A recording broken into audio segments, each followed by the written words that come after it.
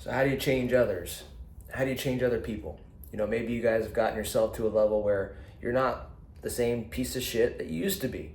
You're not as lazy. You actually listen to yourself, and maybe you drop some of your bad habits. Maybe you're like me. Like, I dropped the drink. I started waking up early, started being disciplined. I started doing personal development. And it was because I got tired of my own shit and I decided to change my life. And after you've changed your life, the next thing that you want to do is change other people's lives. That's leadership. Real leadership is not, it starts with self-leadership, and then it turns into changing those that are around you. Many of you guys want to change those that are around you. So I'm going to break down in this video how to create influence, how to create change among the people that are in your life so that you can see them rise alongside you, so that you don't have to leave them behind, okay? And it's not going to be what you think. Like, it's not going to be some sort of inspirational message where I'm like, get clear about their dreams and like really like motivate them and lead by example. Like, no, I'm gonna share some actual examples on how I've changed some other people in my life, so you guys can change those in your lives, okay? And I'm gonna do my best to make this to articulate this in a way that you guys can actually walk away with some clear steps, okay? So I'm Jeremiah Sullivan, guys, by the way. I was a quitter in life. I turned my whole life around and I became, hey, Epic, move. I was in the bottom 1% of the military, and then I turned my life around and I got to the top 1%. And then I started, because I changed my life dramatically, I wanted to turn around. And I started helping other people. I did that before I had a business. I just started sharing the knowledge I had gained on personal development, mindset, things like what a growth mindset is, what a limiting belief is, and what a self-image is. And I started sharing that with people while I was in the military. I started helping them with their fitness, and then I also helped them with their leadership. I built leaders. And then I met a mentor one day, and he told me that I should turn my knowledge and my expertise into a business. I didn't want to be a coach. I did not want to be in this industry, but the thing that I've learned over the years is that you don't find your purpose finds you. And that was true for me. Like, it discovered me, and I realized, like, damn, I didn't want to do it, but once I did it, I loved it, and I can't stop doing it. So that's what I do today. But let's talk about influence. Epic, move. And sorry, he's being annoying. He's being pushy with something right now. But some examples that I can lead with to show you guys. My wife, she went from never being a runner her entire life, she hated running, to running a marathon. That was a very difficult thing. She made the decision, but I definitely played a part in the influence of it. She lost 60 pounds. And I played a role in that. But she made the decision again. She's done the work every step of the way. I had a guy, a friend of mine, that he never ran more than like 8 miles at one time, and he ran a full marathon the first day that I coached him. I had a relative that I helped go from being an alcoholic for 15 plus years to being sober. And I played a role in that. I'm not taking any of the credit for these guys' choices and the decisions that they made, but I'm telling you guys, transformation, there is a right way to help people transform, and then there's a wrong way. I've transformed teams as well, okay? I don't really like I don't say this out of ego or anything like that, but in the military, one of my first platoons, they were not a top platoon. They were actually a bottom platoon. They were like, they had a lot of potential inside of the platoon. They had good leaders, but their PT score sucked. It was the lowest in the company.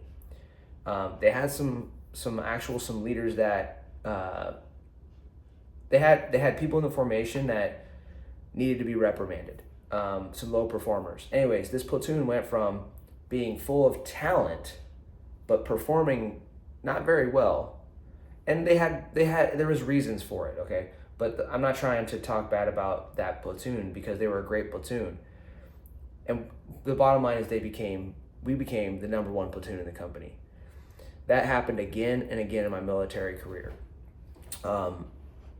Now, I'm not saying that I have this Midas touch with transforming teams and people. I'm not saying that at all. I'm just saying I have a certain lens where I've seen transformations happen, and this is my perspective, and this is the role that I played in those transformations. Okay.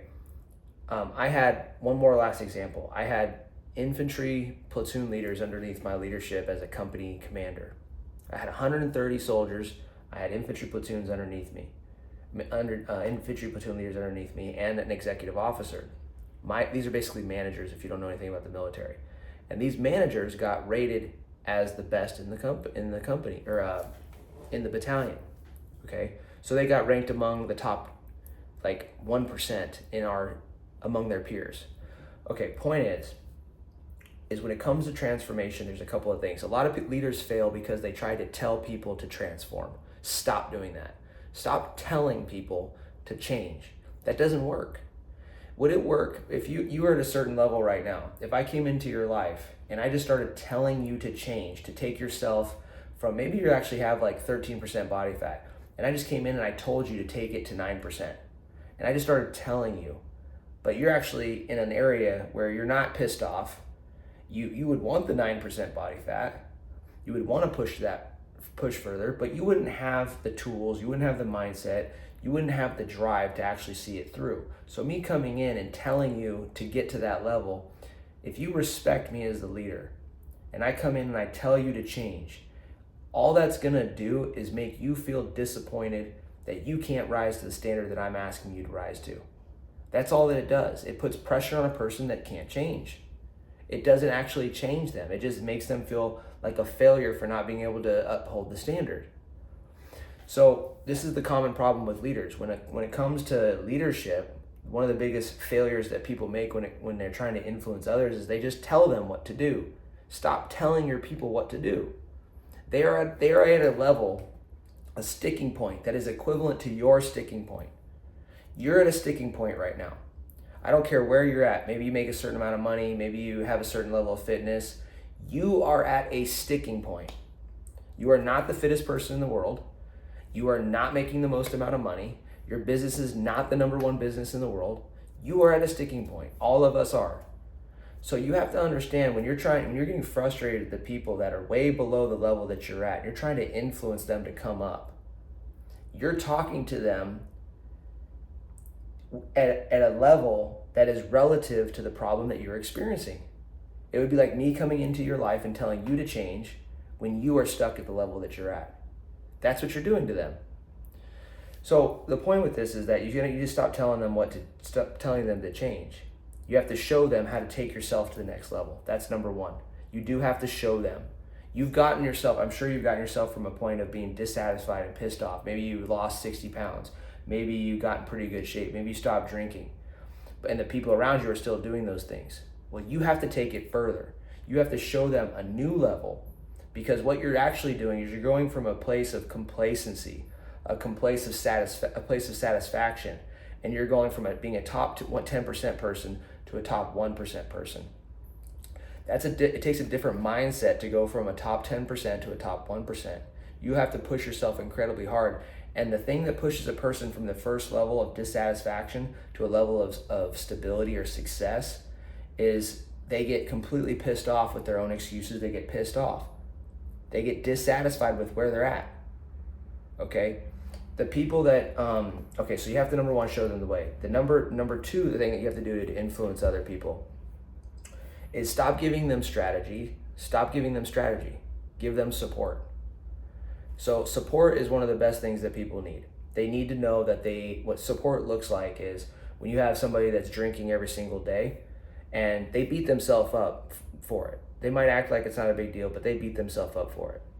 And what they really need is not to be told to put down the drink. Not every one of them needs to be told to stop doing what they're doing. And they hear that enough themselves. They're actually screaming inside for themselves to stop doing it. They keep telling themselves, dude, stop drinking, stop eating, stop doing this.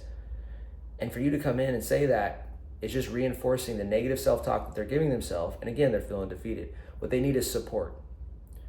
Okay, when I helped my wife run her marathon, I knew exactly what she needed to do. I could have told her exactly what to do, but I just said, hey, listen, do you want me to support you on this? What role do you want me to play in this?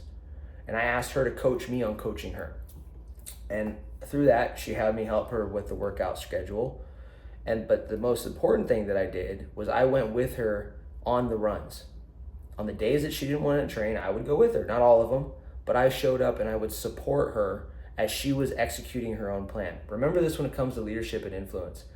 If you are making your people take the next step, you're showing them that you don't trust them to take the next step alone. You're saying that you don't think that they're capable, that they're strong enough to actually go on the run, to actually go do the workout alone. So your job is to support them. It's not to force feed them the plan. It's not to make them go do the run. That's not your job as the leader. There's some places for that. There's a time and a place for having them do it, for making people uphold certain standards. But when it comes to creating transformation in a person, you want to offer them support and be there with your presence. Go on the runs with them when they, not every single one, but be there for their workouts and show them their potential. Your job as a leader is to show the team their potential, reveal it to them, show them what they're capable of, give them the path, go on the run with them when they don't want to, and then be like, man, look what you just did. And they need to feel, your team, when it comes to transformation, your team needs to feel like they created the breakthrough, not you created the breakthrough for them. They need to feel empowered. They need to feel like they have control. So you need to support them, okay? And then the last thing that you need to do to create a transformation among your people, so you got to push yourself higher and show them a higher level, because you're like, I've already gone into that. You have to support them. So you have to show them, you have to support them. And really the last thing that you have to do is you have to stop being so fucking perfect in front of them. Okay, you have to be vulnerable enough to make them feel like the skeletons that they have in their closets, their failures, like you've been through that too. We don't need to run around creating a pity party fucking environment where everybody's just talking about how hard they've had it. We don't want to do that. You need to use your vulnerability like a sniper. Okay, when the person is feeling down on themselves, your job in that moment is to come through and tell them, like, listen, man, I've been there. I get it. It sucks. It hurts. You use your vulnerability as a tool. A lot of people don't use vulnerability as a tool, especially online. They use vulnerability for clout. They like talk about how hard their fucking life is. They cry like they're a victim online, so that way people will give them attention and they get a pat on the back. That's not what we want to do here. We want to use our vulnerability to inspire others and show them that we're human, just like I did last week with some of my videos. Hey, this is a longer video, guys, but those 3 keys that I just gave you just now will absolutely help you change the people around you. Number 1, show them a higher level. To create a transformation around those that are around you, number 1, show them a higher level. Number 2, give them support. And number 3, show them that you're not perfect. The 3 S's for you as a leader to transform your people. I hope to God that this really resonated with you. I hope I communicated it well. I hope you guys can see a clear path to influencing those that are around you, because I don't want you just to win. I want your team to win too. I love you guys. We'll see you in the next video. Conquer all.